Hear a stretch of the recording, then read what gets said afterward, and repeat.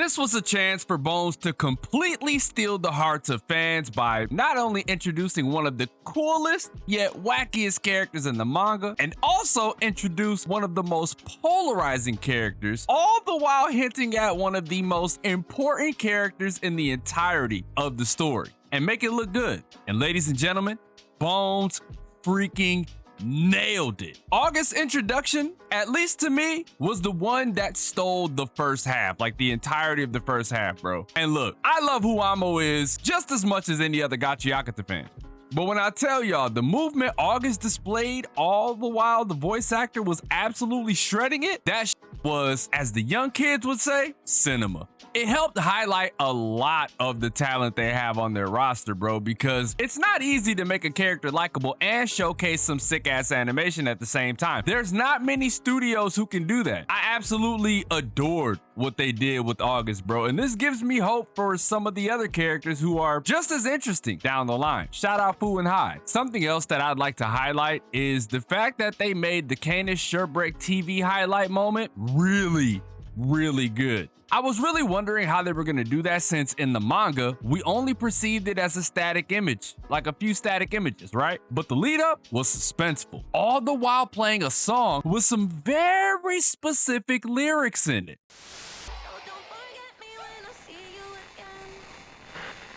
It really has me wondering just how much work Urana Sensei is putting in behind the scenes as far as going over like the storyboarding and reviewing the scripts and whatnot. I told my chat this as we were watching the episode over at twitch.tv/DomoSenpaitv that there were a lot of things that you pick up on while watching the anime that you would not have picked up on while reading the manga. Vocal inflections, intention behind certain characters' words, and just the overall atmosphere and lay of the land, right? You get all of that in this very episode. Everything was shown in the way Urana Sensei intended it, as opposed to how we, the audience, perceived it, you know? That makes me appreciate anime a lot, right? It makes me appreciate the medium even more than I originally did. And it made me appreciate Gachiakuta, like this moment in particular in the manga, a little bit more than I originally did when I first read it. You know what I'm saying? We also finally got another glimpse at Mr. Zodil Typhon, the leader of the Raiders. Although he is a man of few words, those very words pierced you and really made you think, right? As if he was directly talking to you,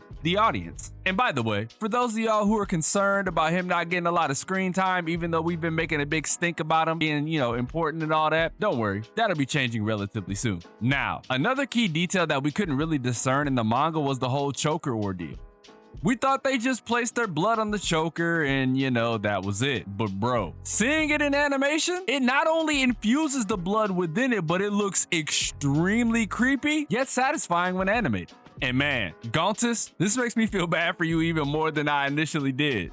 Anyway, the action scene, 11 out of 10, bro. I would have given it a 30 out of 10, but they removed my boy Rudo giving those trash beasts the middle finger while calling them assholes. You know, it was the whole thumbs down thing. I thought it was lame, but if losing that means we are compensated with some sick-ass battle scenes, bro, consider me sold. Getting to see Rudo use his keyboard was hilarious, bro. It was hilarious. It really sets in the idea of how much of a greenhorn Rudo is when it comes to combat, and just like using items in general, like specifically the keyboard, right? But the animation for this sequence was beautiful.